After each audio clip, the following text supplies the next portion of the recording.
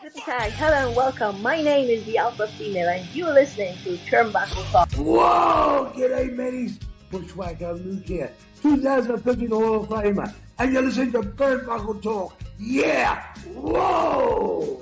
This is pro wrestling's only modern-day Viking Gunner, and you're on Turnbuckle Talk. Hey, this is Nick Magnus-Toldis, and you're listening to Turnbuckle Talk. Hi, this is Leva Blue Pants Bates, and you are listening to Turnbuckle Talk. Hey, this is Jeff Jarrett, the king of the mountain and founder of Global Force Wrestling, and you're listening to Turnbuckle Talk. Hey, fellas, you guys have a great day, and this is only because I'm talking to Canadians. It is actually spitting snow in Tennessee. See? Oh my God! That's a crazy. We've had 70-degree weather here. We really had a warm December, and I get on the phone with damn Canadians and we're spitting snow. So. Ladies and gentlemen, my name is Carl Carafel. I am joined alongside Chris Best and OMD for this edition of Turnbuckle Talk, episode number 339. Endeav-done? That is our main topic for this evening, so stick around as we are going to discuss some of the layoffs that have been happening within the WWE after the Endeavor purchase and the combination of UFC and the WWE into a newer company being traded on the stock markets as TKO. Chris Best, how are you doing? Doing pretty damn good. I'm feeling a little bit better than I was yesterday. I was pretty rough during the show last night. You didn't show any roughness at all. Everything seemed to be okay. It's all part of being an actor. OMD, how are you doing? I'm doing well, brother. Had a long, hard physical day at work, but as you said pre-show, those things happen. Oh, yeah, they sure do. They definitely do. There's nothing we can do about them except move on and be happy that we are still going. Exactly. Oh, yeah. Let's start off with this one first. Talk about still going. We're talking the Pro Wrestling Illustrated and their annual top 500 list that they put out every year. The list has finally come out, and we know who the top 500 are within the world of professional wrestling. And I'm surprised a little bit, I guess we could say. What year are we in, guys? 2023. Okay. I had to make sure because the Shield is topping out the list this year. Interestingly enough, we're going to go through the top 10 and then we'll discuss. So, starting at number 10, Cody Rhodes. Yes. Josh Alexander, Orange Cassidy, Kazuchika Okada, MJF, Vikingo, Gunther, and your top 3, Jon Moxley, Roman Reigns, and Seth freaking Rollins. Wow. Yeah. A couple of names on there that I didn't expect within the top 10, but I think deserving enough. Start with you, OMD. What do you think of that top 10 list? I think Gunther should be higher on the list. I believe Gunther should actually be slotted in at number 2 in Roman Reigns' spot. Okay. Moxley should be dropped down. And one that's not a very popular opinion, but I think maybe Cody needs to be out of the top 10. Oh, interesting to say that. Why do you believe he should be out of the top 10? Because as I'm looking, you see Josh Alexander. I believe that there are so many other talents in Impact and Ring of Honor that could very easily take that spot. Alex Shelley being one of them, Chris Sabin being another. But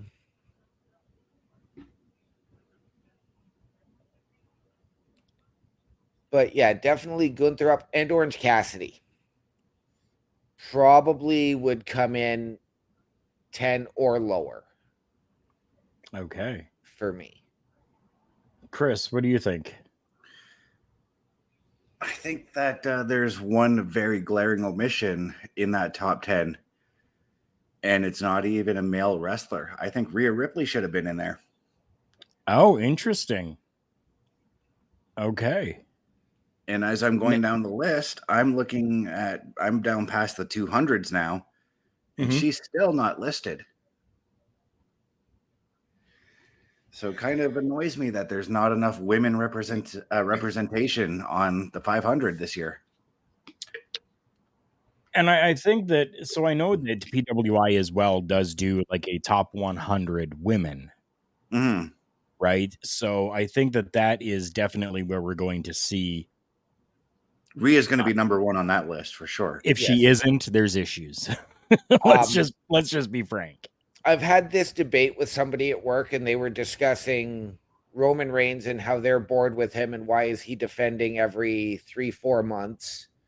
Or they said, Gunther's Intercontinental title reign hasn't been that spectacular if you look at Ricochet 3 times on that list of people he's defeated.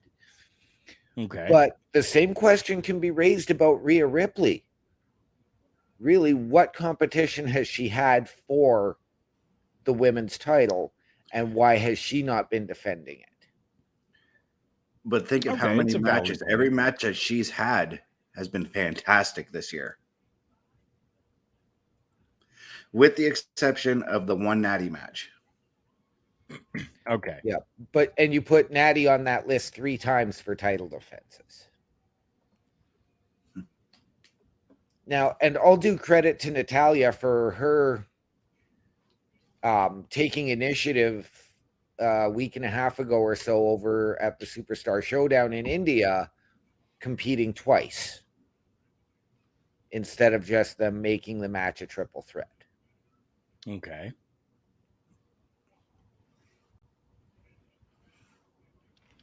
So where would you put Rhea Ripley then? I would probably take Orange Cassidy out and move him to number 11 and put Rhea somewhere in there. Okay. I would put, for as green as he is, but for all of the improvements that he has made, you could easily slot Dom into that number 8 spot for Orange Cassidy. I even believe Damian Priest should be in the top 10. And I don't think Moxley should be number 3. All he wants to do is go out and bleed. So if for those of you that may not know what the PWI 500 is and how it is even designated in an evaluation process, let me discuss that with you for a second. So the evaluation period starting from mid-June, anything a wrestler accomplished before or after that is not considered. So the following criterion includes win-loss record, championships won, quality of competition, major feuds, prominence within a wrestler's promotion, and overall wrestling abilities. That is how they go through and decide the top 500. So with that in mind, do you guys still believe that this list may be a little skewed? In your own personal opinions? Still just a little bit, because like I said, yeah, Rhea hasn't had many matches between June and like now, I guess. But she's still put on those, whenever she had a match, she still had a fantastic outing. And she's still constantly on the show on a weekly basis, doing things to help out the Judgment Day. Okay. Yeah. No, I can agree with that. But again, I mean, if you take a look at people like Cody and Orange Cassidy, it's been the same old, same old. Sure, they're winning, but that's because they are essentially being pushed as the top babyface within the company. Okay, gotcha. So, and they want them to, you know, finish their story. And I mean, now we're getting Orange Cassidy is like, okay, I need a break from being the champion. But his shtick has worn a little thin with me now, and it's just not over with me anymore. Gotcha. So I just want to go through a little bit here with you guys as well, because we're talking, Rhea Ripley right now. So in the last 2 years,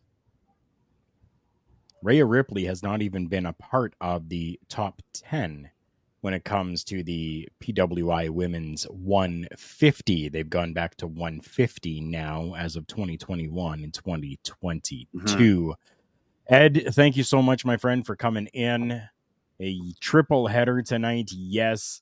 Thank you. We will have the best show that we possibly can. And I know that you will always catch it on VOD, as you need to watch NXT for Taking Over with you and Astrid Pizarro.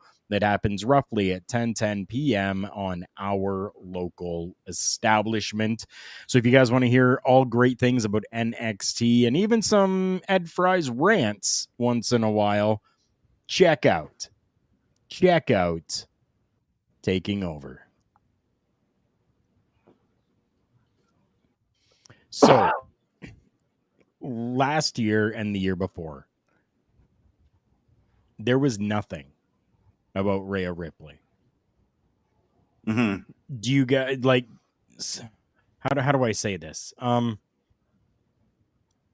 Should there be that much of a jump from all these other talents that have been there? And for last year, I will name the top 10 that there were. There was Suri, Bianca Belair, Thunder Rosa, Becky Lynch, Jade Cargill, Jordan Grace, Saya Kimitani, Charlotte Flair, Starlight Kid, and Taya Valkyrie. Now, when you get names like Taya Valkyrie, Starlight Kid, I know that those are names that people really don't know too much about, but they have been there. They have worked the matches. They have had prominent feuds. They have had quality of competition for their promotions, right? Right.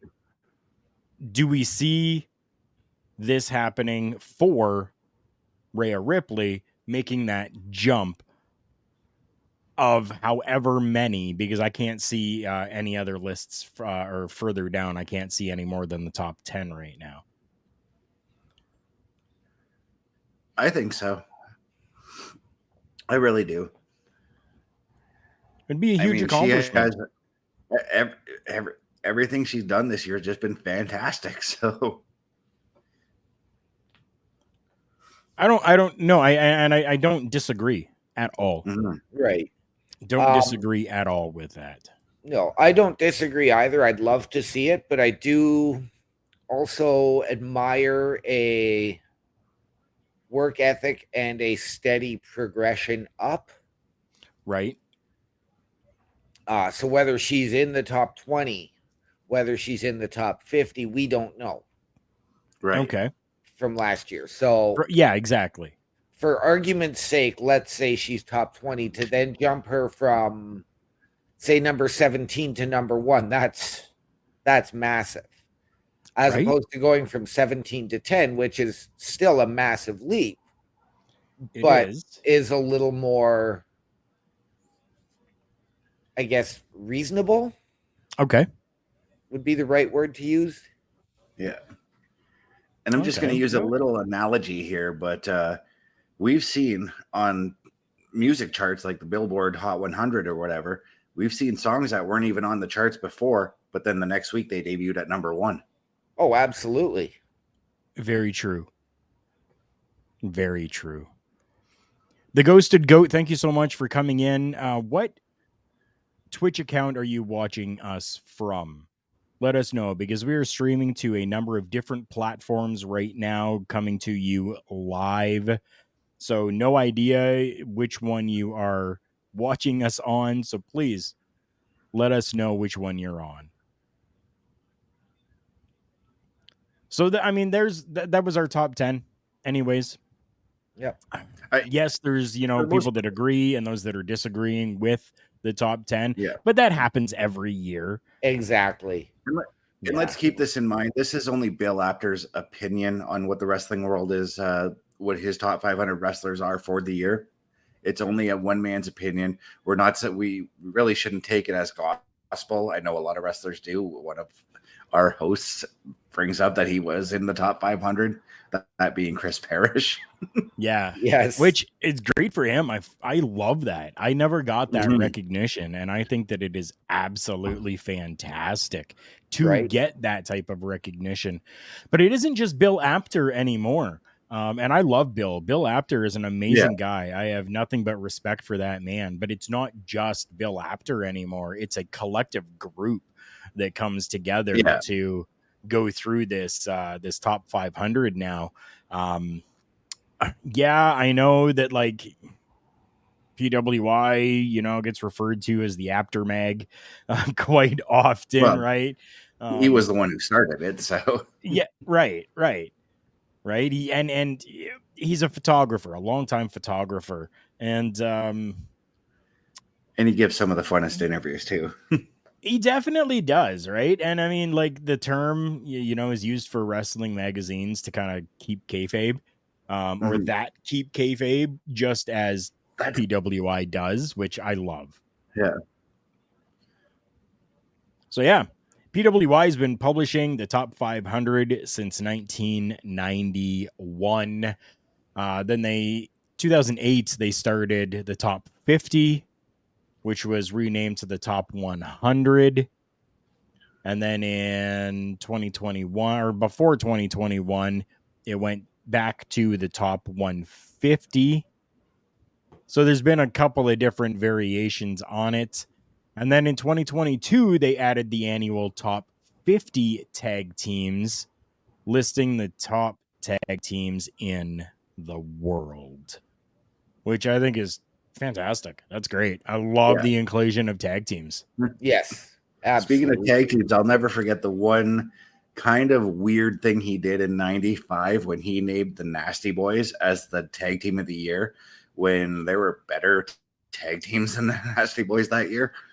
Right. Hey, we can't win them all. We can't get them all. No. Yeah. No. But that also just goes to show you a bad tag team, but come on, Harlem Heat was on the same WCW roster and they were doing far better. Right. But this also goes to show you that as they've gone from top 50 to top 100 to 150, that shows you the growth of women's pro wrestling. And that is fantastic.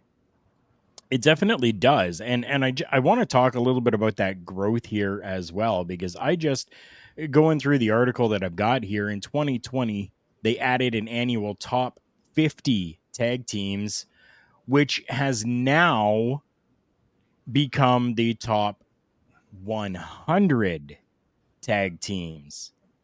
So again, going with that growth, yes, women's growth, but coming back to tag team wrestling, I think is absolutely gorgeous. Yes. Yeah. Yes. And I won't lie, tag team wrestling was my favorite thing, because if I knew I was going to be in a tag team match, I'm like, yes, I get a little bit of a break in between while I'm doing the match still. You know? Right. Yep. Oh yeah. So there you have it. There's the PWI 500 top 10 and some discussion about the women's and the tag team as well. So I hope that you all enjoyed that. We are going to check out another topic here. One that has me a little bit and happy for some friends. We're talking tryouts happening within the WWE. List of names that are included in this are, and I don't want to give too many huge spoilers right now. Okay, let's go from here. Valentina Rossi, Ray Jazz, Jamie Stanley, Jay Malachi, sorry. Damaris Largo, Kelsey Hornack, Copeland Barbie, from the Monster Factory, Davey Gold, Brogan Finley. Yes, that sounds familiar because he is the son of the legendary Fit Finley. Former NWA Women's Tag Team Champion Maddie. MLW veteran Richard Holiday. And one of my favorites, OVW and Women of Wrestling star, yes, even part of the new Netflix series Wrestlers, Hollywood Haley J. All getting a tryout with the WWE. Now, there are names on this list that I don't recognize, and there are clearly names that I do recognize. From the list of names there, I know that you guys have seen some Richard Holiday. You may have seen some Haley J. Are there any other names on there that you guys have seen working that you want to talk about? No, I'm thrilled for Holly Hood. She is fantastic in her, like, the clips I've seen on social media and the little bit of OVW when I can find it.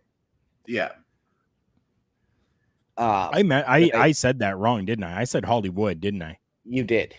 I did. Yeah. You did. Yeah, My you bad. did. But I am intrigued by Brogan Finley because this is a name that I was never aware of. I knew of David Finley.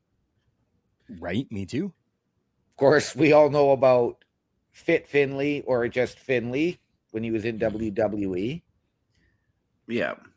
But I'd never heard of Brogan, so I am very intrigued by that name and to see what he can bring, provided he makes it through this tryout.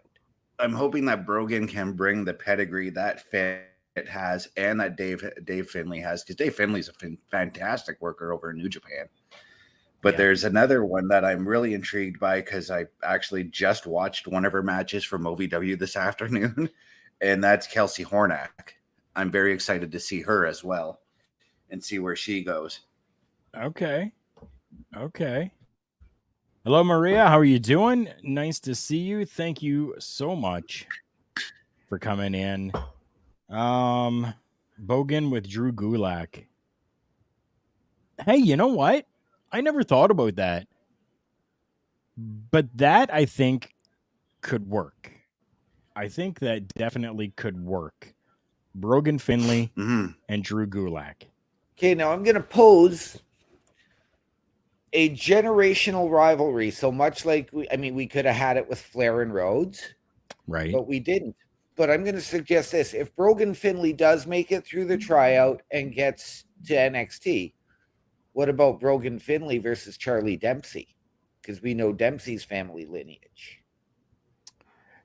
Tell everyone what it is. Charlie Dempsey is the son of one William Regal. And going back even further, Lord Stephen Regal. Yeah.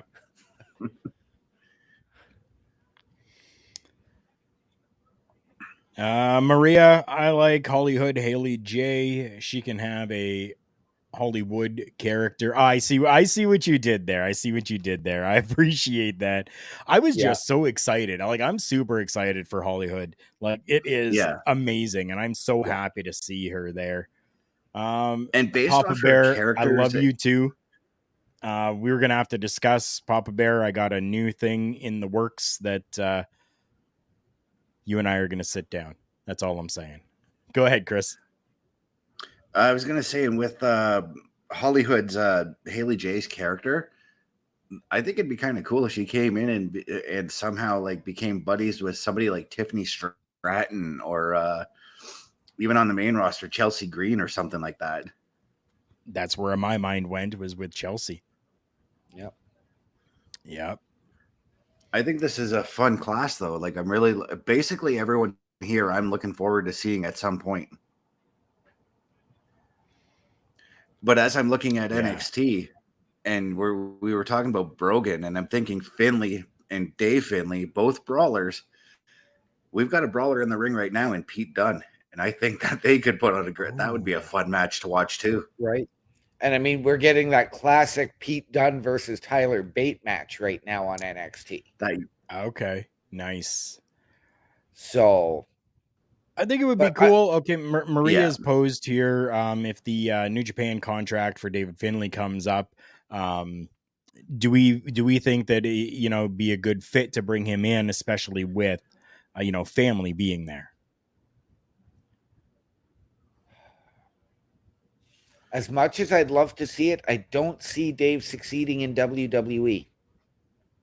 I could see him doing what he did with Ring of Honor. I could also see him going to AEW because he does have that history with Juice Robinson. Right. As part of Lifeblood. Yeah, the stuff they did in New Japan. And Ring of Honor. Okay. So I could see him going more there. And I mean, he's probably got some form of history with Jay White.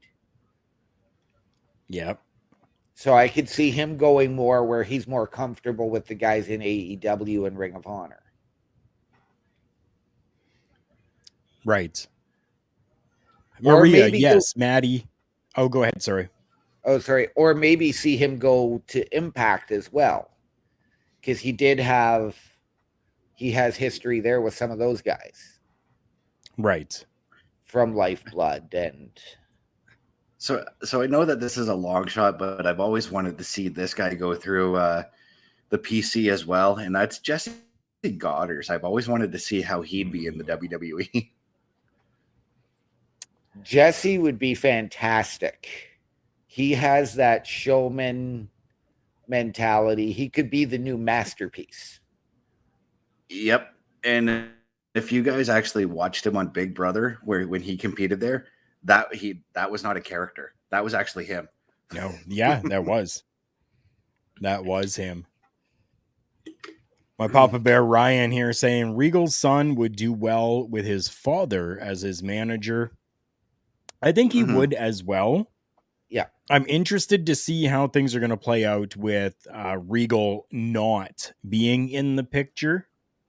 Yeah. Just to see what kind of a name he can make for himself. And yeah, Ryan has had some dealings with Jesse as well. He knows that Jesse Goddard is a superstar. And definitely he would 100% on this shine. one. I mean, he's in OVW right now, and he's pretty loyal to OVW, but right. But why no larger company has gone to grab? I have no idea. OVW wrestling is absolutely fantastic. Yeah. It feels very, very homegrown independent, which technically it is, right? It's not the huge promotions that are out there, but they keep themselves afloat by doing some amazing things, especially, doing this Netflix show, Wrestlers, this whole documentary going around. Like, I think it's absolutely fantastic. I love it. Yes. OVW is great. And, personal friend of mine, yes, Al Snow, a great man, a man that I work with closely with collarandelbowbrand.com. Make sure, guys, you go and check out Al's company over there as well, collarandelbowbrand.com. You guys can get yourself a discount as well if you use the promo code JK Podcast. Save yourselves 10% off. Victor, how you doing, my friend? It says WWE is looking for more AEW contract. I don't necessarily think that they are right now, especially with how Endeavor has come in and the whole takeover, TKO, everything that's going on. Josh, good to see you. Thank you. Or Jason, sorry, good to see you. Thank you for coming by. We're going to talk a little bit about Endeavor and TKO a little later in the show. Yeah. Okay, Ryan, I think that that's a fantastic idea. I hope I really hope that they do. I Yes. haven't seen any of it yet, but I hope that they do. Have you guys seen any of Wrestlers on Netflix yet? I have not. I can't afford Netflix right now, so Yeah. I Okay. can think of one other name that I think would be an interesting pickup and yet another showman. This is a friend of ours, Carl, and that is one Ryan Howe. We know he had the tryout Skid with Tough marks. Enough all those years ago, but Good old skid marks. yep. But to, maybe bring him back now that he's got all these years under Al Snow and OVW. Right. Yeah. Yeah, I think that would be great as well. And Jason. So Jamie Stanley is not a name that I am super familiar with. So I can't really speak anything to that. I hope for the best for all of them. I know that Jamie Stanley was an NWA referee and a wrestler. So I like that much I do know, but much more from that I don't. Joe, thank you for coming in, saying good evening, you magnificent bastards. Jason is saying that Jamie Stanley reminds him of a young Grayson Waller. That's cool. That's very cool. Wow. Nothing wrong with Grayson. Nothing wrong with Grayson at all. Valentina Rosie is another name that I am not super familiar with. Has worked on AEW Dark. if you that watched much it. I know. Yeah, I was just gonna say, if you watched AEW Dark, you would have seen her. I caught some. And I think going back to that AEW contract thing, I think that's what he was referring to, and Jade Cargill as well. Okay. You know what? That could very well be. Yep. That could very well be. If that's what you were meaning, Yeah. then yes, definitely.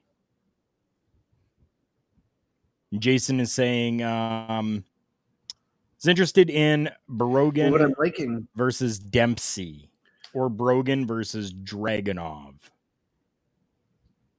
Yes. I could see that being interesting. Yeah, Papa Bear, I appreciate you saying he's just sitting here listening to the show. There's nothing like a little bit of Turnbuckle talk. I love it. I love it. We greatly appreciate that, Ryan. Thank you. That's a Ryan K. Bowman. You guys can follow Ryan on his socials. Go and find him because you will not be disappointed with what he puts out. Huge name and a huge discussion around this, and even names that we didn't even touch on, like Damaris Largo. I'm not familiar. Kelsey Hornack, I'm not familiar. Davey Gold, I'm really not familiar either. So, yeah. A huge class of people going into tryouts. I was going to say training, not training, tryouts with the WWE. Something that unfortunately the three of us never got to experience. No, but we know guys who have tried to get into the PC.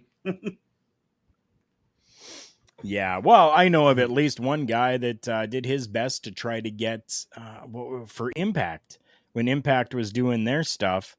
I helped him. I helped him do video and stuff for that to try to get him a tryout. Are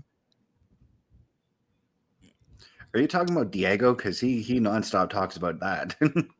Yeah. That's what I'm talking about. Yeah. I was helping him do videos and put together a little package and stuff. Jason's coming up with an interesting notation here, saying that the WWE seems to be bringing in more OVW superstars. Now, was Ohio Valley Wrestling not part of those breeding companies for the WWE at one time? They were the developmental territory before FCW. Yeah.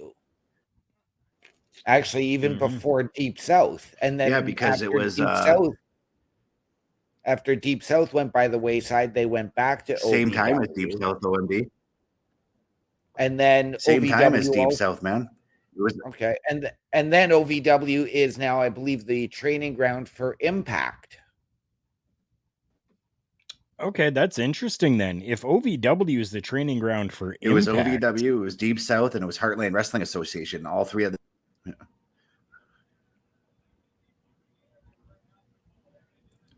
And Okay. then they went to FCW and now NXT. So interesting.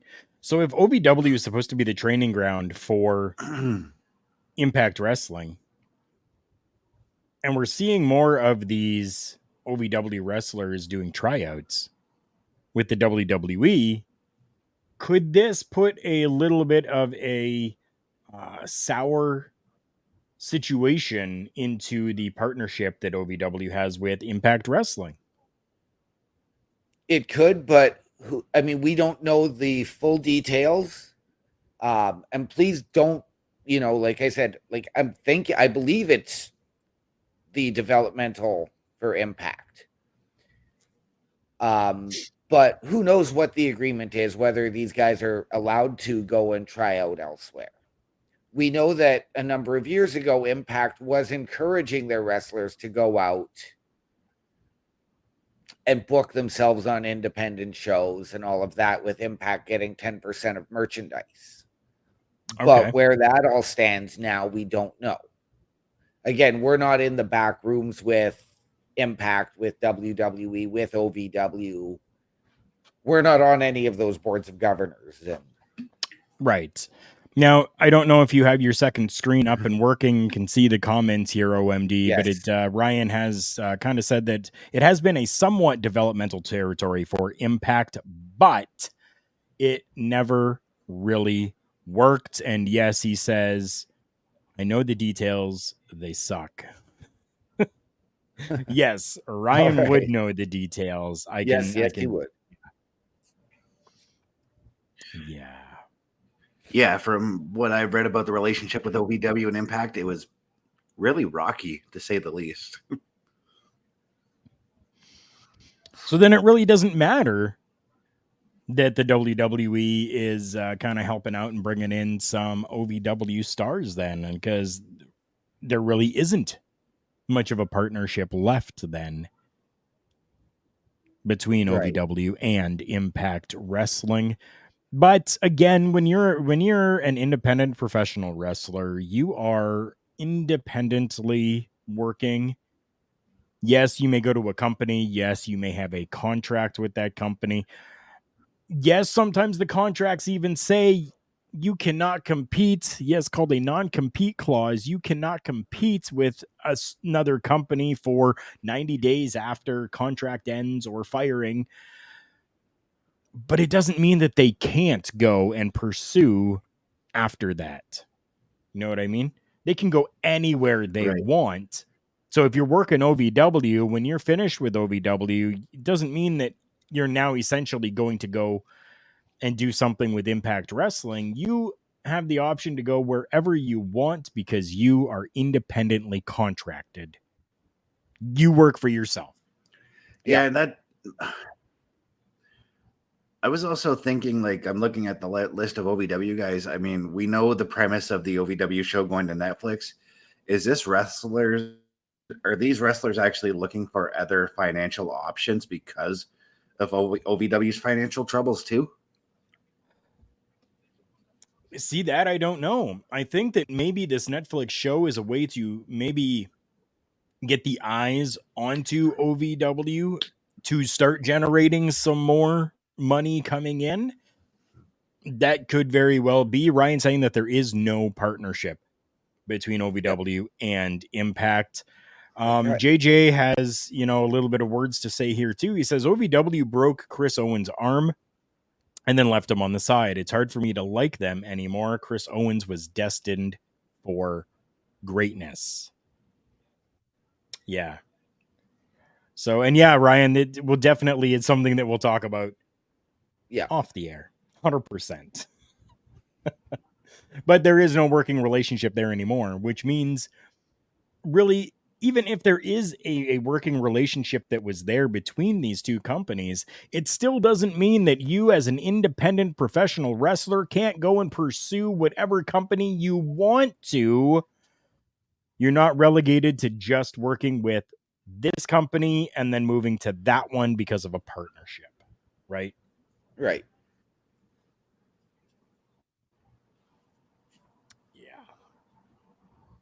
Yeah. Mm-hmm. It's sad. It definitely can be. But I only hope for the best. I mean, Yep. Al doesn't own everything when it comes to OVW, but I wish the best for OVW for Al. You know what I mean? Yep. Absolutely. And I never want to see any company in a bad situation. Ever. No.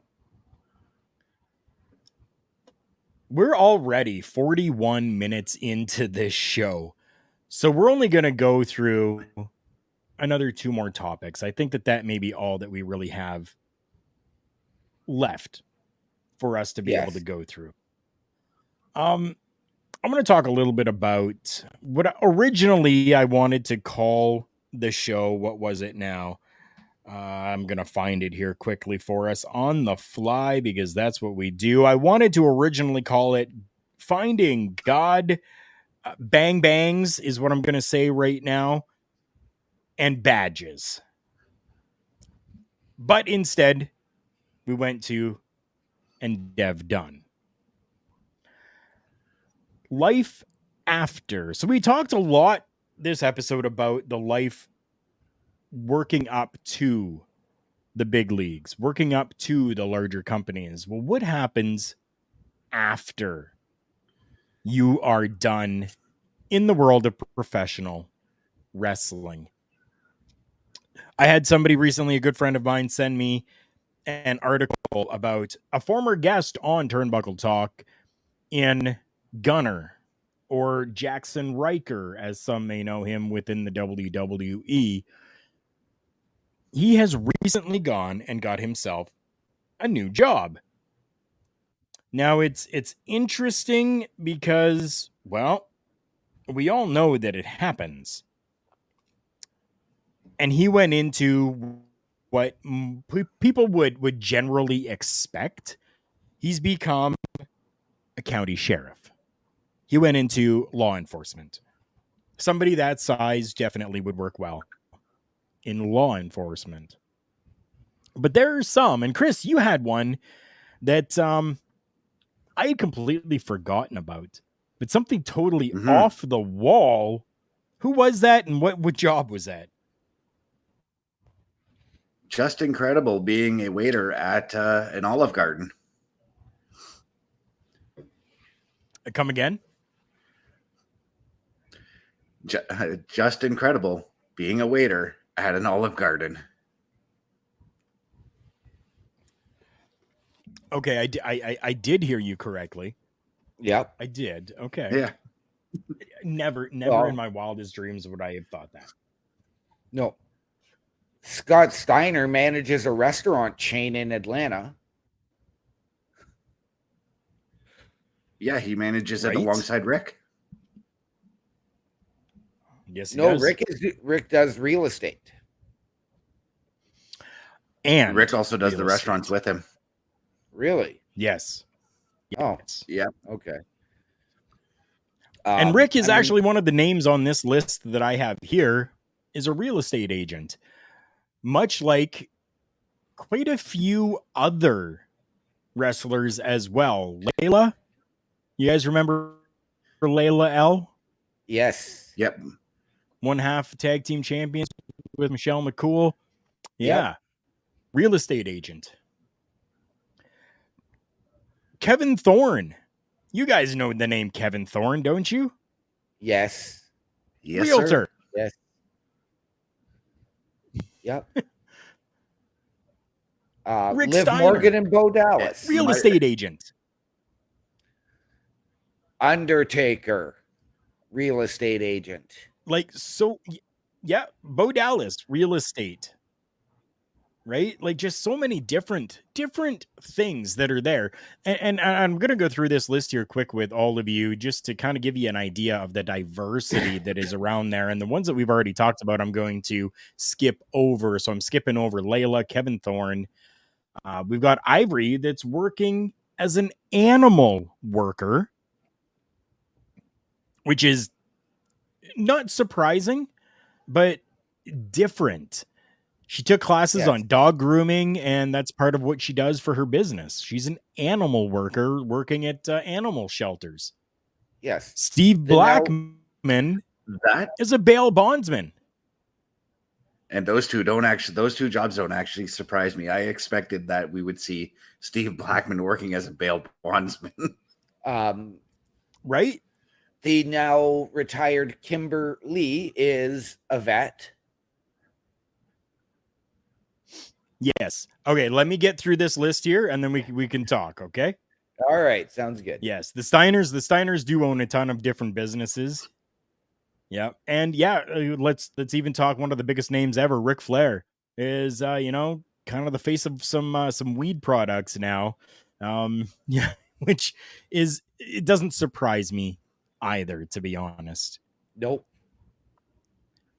Rick Steiner, we talked about. Rico, who remembers Rico with Billy and Chuck? He is now working as a police officer. Everybody knows that DDP is a yoga guru working with his DDPY. What? Let's roll back to Rico for a second, because 2 years ago he had to retire from being a police officer. Yes, he did. He did retire. But he did go into and become a police officer after working professionally. Yeah, with the LAPD. Yes. Midian is working top-notch chef as a chef. Yes. Working as a chef. One that really surprised me. Go ahead. If you've seen Midian's cooking, he's actually fantastic at it. I have not. I have not seen any of his cookings, so I may have to take a look into that and research that a little bit. One that really surprised me. Working for Toyota in a management position, Haku. Yeah. What? Haku. Right? One of the history's biggest tough guys. Management with Toyota? I was blown away. I was blown away. I'd buy a car from him. Right? I would buy the car just being afraid of getting the shit kicked out of me. Spike Dudley, working as a financial planner. And some of you may already know, Ted DiBiase is a Christian minister. Kind of along the same veins as Sean Stasiak, who's a motivational speaker and a chiropractor. And then WWE's own Gene Snitsky owns a sporting goods store. That's what I was able to kind of find. That's the list that I have. He owns the store alongside his wife, interesting. Very interesting, right? The diversity and the difference in jobs that people go to after, not what you normally would expect, right? Like you'd expect, they're going to go be a trainer, a workout trainer, or they're going to go be a police officer or something like that, right? Right. Anything on there surprise you guys? Honestly, when I first heard of Midian becoming a chef, I was like, what? Really? Like that weird, because my brain was still thinking the weird naked Midian character, everything he did before. Right. Even when he was Phineas, and I'm like, this dude was a really weird dude, but now here he is just taking on a normal job as a chef. Right. let's not forget, I mean, I know one of the things, and I'm going to date us here, was Jim Ross encouraged a lot of new talents to finish their schooling in case wrestling didn't work out. Drew McIntyre has a master's in criminology. Great Khali is a cop in India. There's one omission you made from that list, Carl, and that's Victoria owning her own Chicago pizza restaurant. Yes. Okay. Yes. See, I did some quick research. I didn't do full in depth. I didn't spend, a day going through it. Right. Scotty Too Hottie is a firefighter. Yeah, that's another one. Yes. Yeah, he just got his license this year for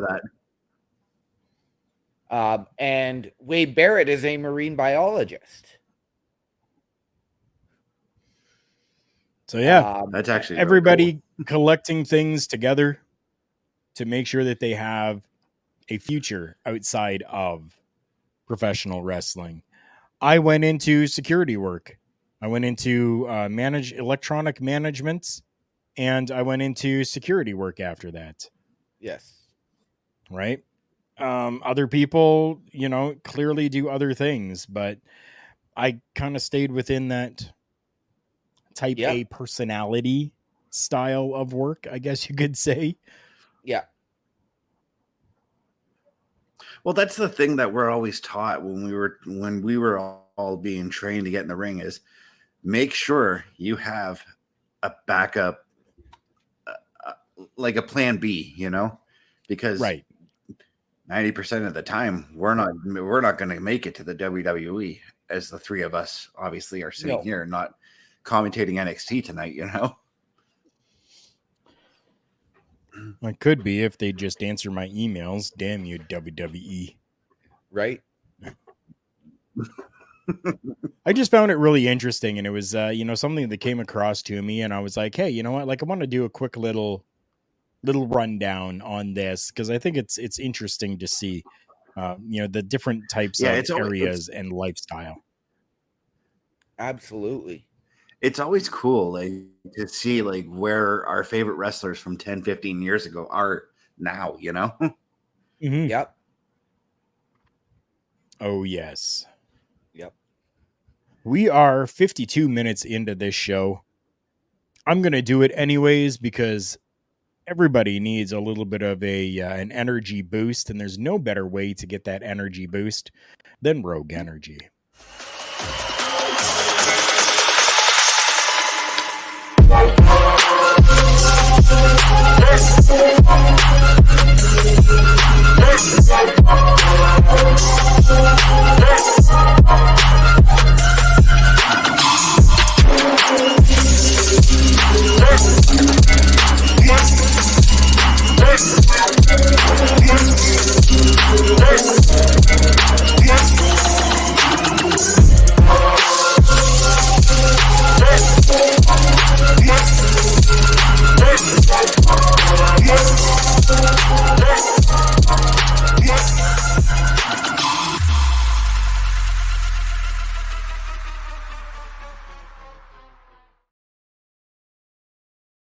All right, check the ticker down below.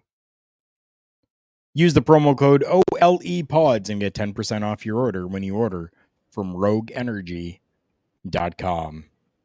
Thank you for sticking around for that quick commercial break with us. What's going to happen, Chris? I'm going to be using that code next week, so I'm going to use that code next week, so perfect. And yeah, why not? You are 100% able to, and you should, just like everybody else should as well, to get 10% off, because it doesn't just work the first time, it works every single time that you make that purchase. We've only got a little bit of time left. We are going to talk about this, and we'll see how long we go with this. Normally, we try to keep our episodes at about an hour long, but as you see on your screen, Endeav-done. Yes, we're going to be talking a little bit about the Endeavor and UFC WWE merger that has happened. it's a big story, and it definitely has been a big story for a while now since this happened, and it's not even been that long. It's only been like a week. A week. Like a Last week. Tuesday, the deal closed. Right? 1 week time. In that 1 week's time, we have already found out that yes, layoffs have happened. Upwards of 200 people already being laid off in this merger. Some of the people from the WWE that are now gone. Let me see here. Jamie Horowitz, Executive Vice President of Development and Digital since 2021. Catherine Newman, who served as Executive Vice President and Head of Marketing since last summer. Amanda Bloom, Director of Enterprise, Master Data, and Governance. And one that had a lot of people talking was Warrior being let go from the company as well. Dana Warrior, an essential brand ambassador for the company and somebody who really did a lot of different things for the WWE and kind of partnership type of situations, really being somebody who could be the between person for the WWE and charitable funds, is now gone from the company as well. Now, I haven't heard anything about staff that have been fired, and staff meaning talent within the WWE. No Dana, only Zool. Okay. I wasn't on the comments section, and Chris, I saw you kind of smirking there, so I had to go and check out what you were smirking at. Do you guys know of any other names? I know Carl. I looked at that and I'm like, I know Carl's gonna love that quote. Yep. You guys know of any other names so far that are included in this this huge? Now, I want to make sure that everybody knows that they're technically not fired from the company. These are layoffs that are happening, and with those layoffs do come compensation packages for them as well. So it's not as though they're just being dismissed and sent out on their merry way with absolutely nothing from Endeavor now and the WWE. Yes.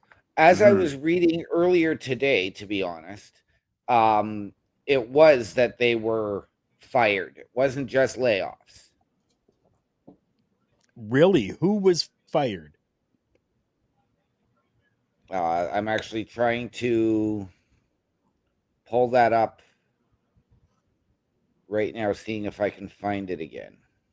You find that, I'm going to go through Chris Parrish's comment here. He says a lot of these layoffs are happening because UFC has people that do the same thing, and they rather use some of those employees instead of the ones in the WWE. And I totally get and understand that when two companies come together, there is always these layoffs that happen. And you really need to, and I know that this is something that has been looked at and planned out and worked with for a very long while now, where they are taking the best from both companies and keeping them to make a great company. You know what I mean? And we're just focusing on the wrestling side. That's it. Like, I don't know about the UFC side, how many of those people have been laid off. Right. Chris Best, do you know of any on that side, or do you know just specifically wrestling side? If there is anything, Dana's keeping his mouth shut on it because he you know how he is. He is very outspoken with everybody he fires. Right. But no, I haven't heard anything as far as the UFC side of things go. Okay.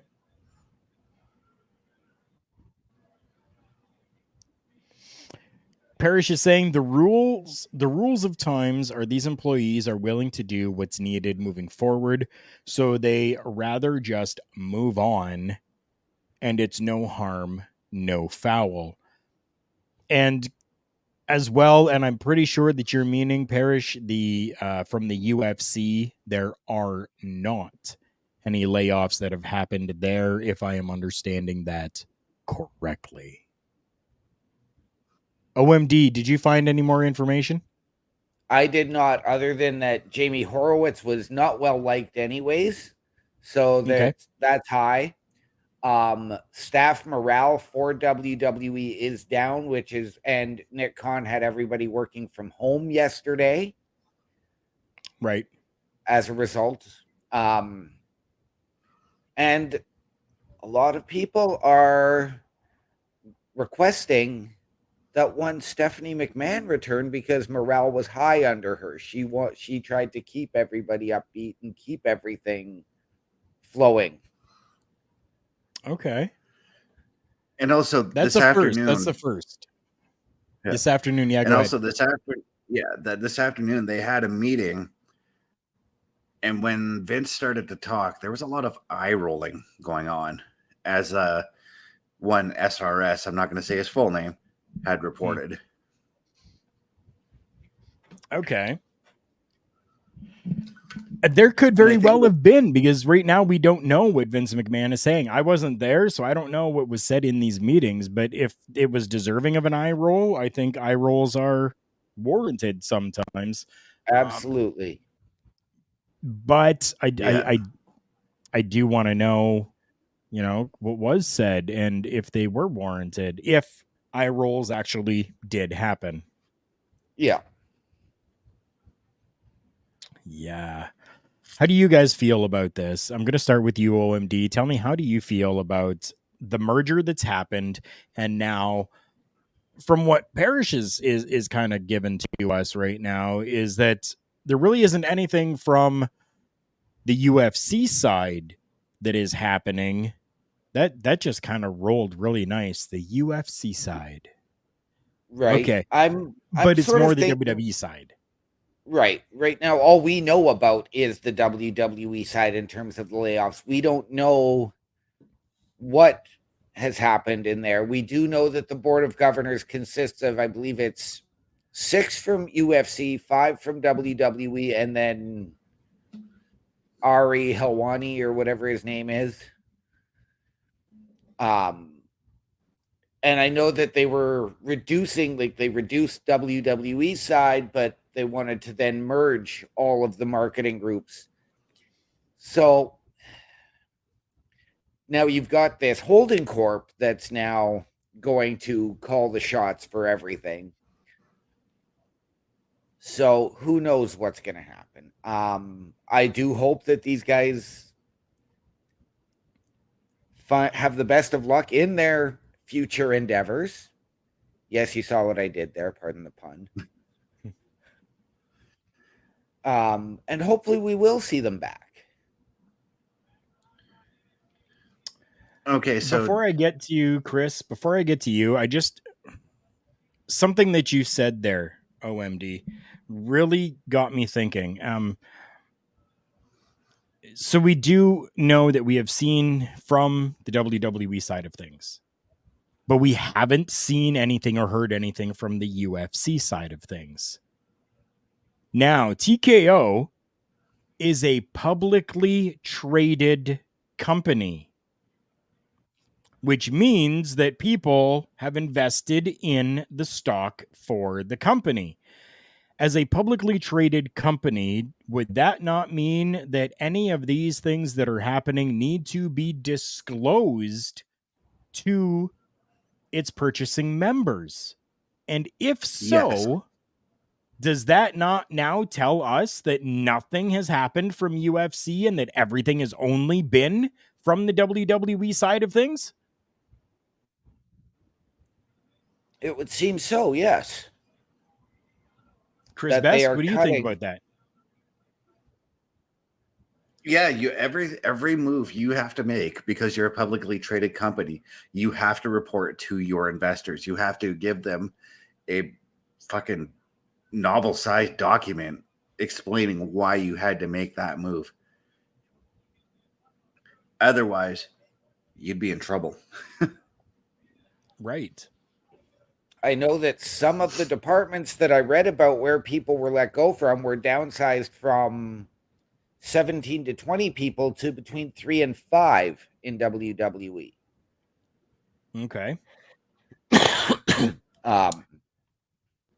Now, again, we don't know what the size of each of those departments were for UFC and how they're going to merge them. Did UFC keep their 20 people, and are we now seeing these groups as 25?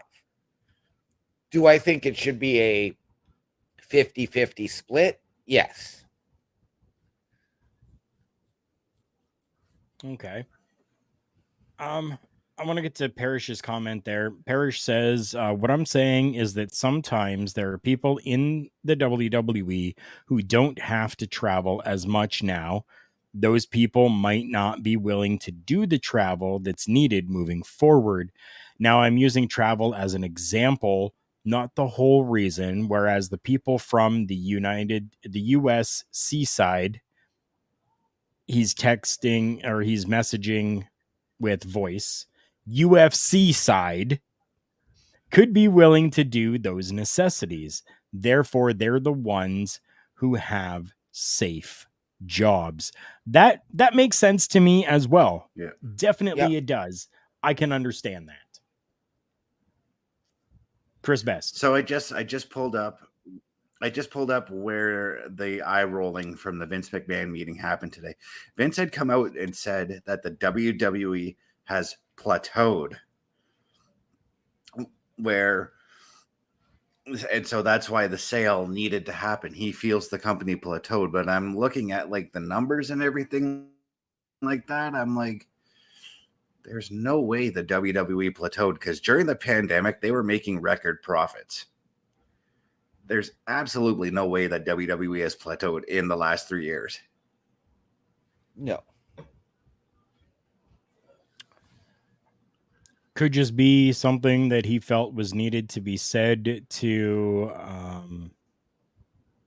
make himself feel To justified. cushion the blow, I guess. Yeah, I mean he's been running the company for over 50 years. So yeah, I can totally understand him wanting to, maybe get back from what he's done and the time and effort that he's put in. You know what I mean? Yeah. So that might have just been Vince's wording for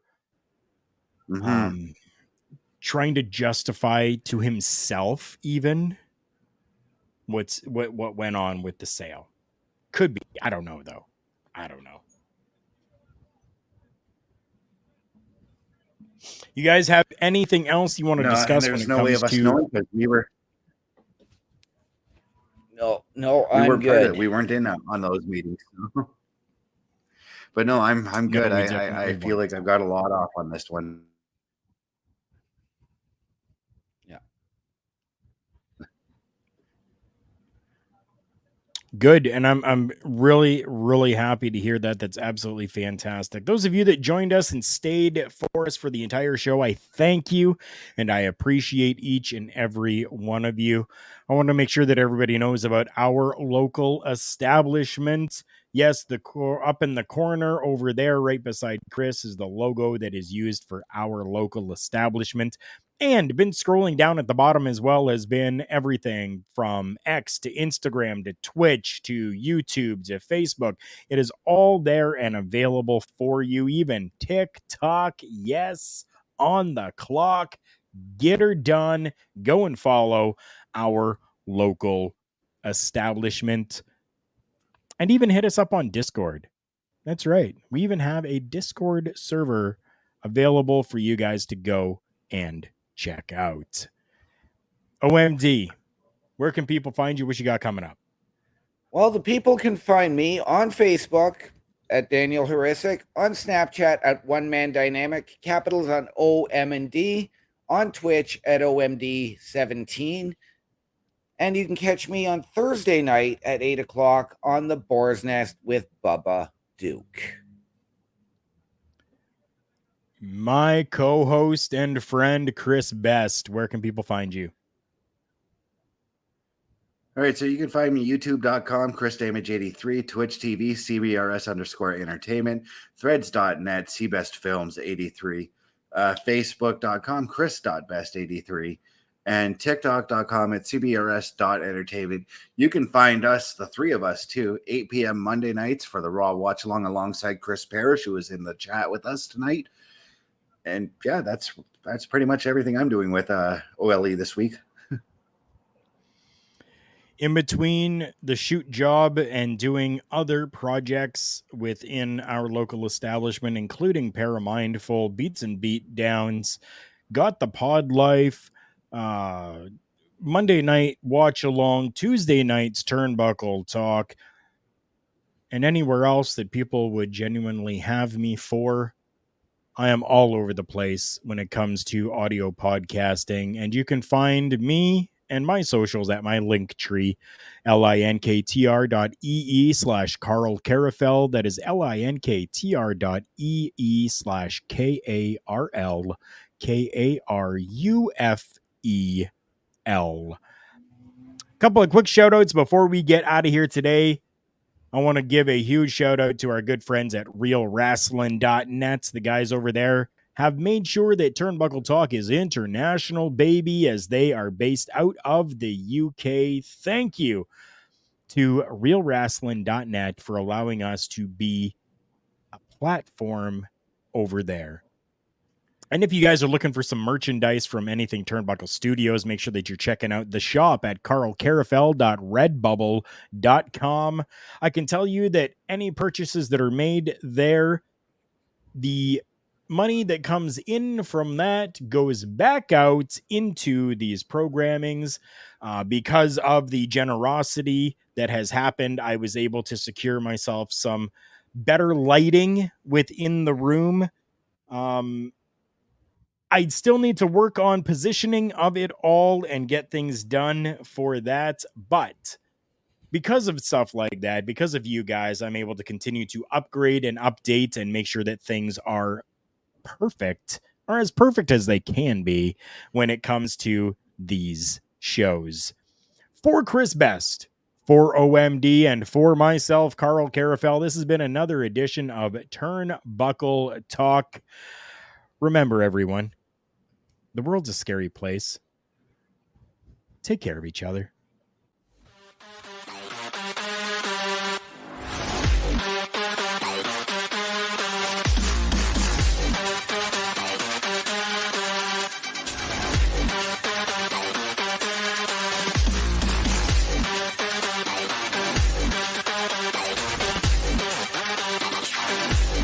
Turnbuckle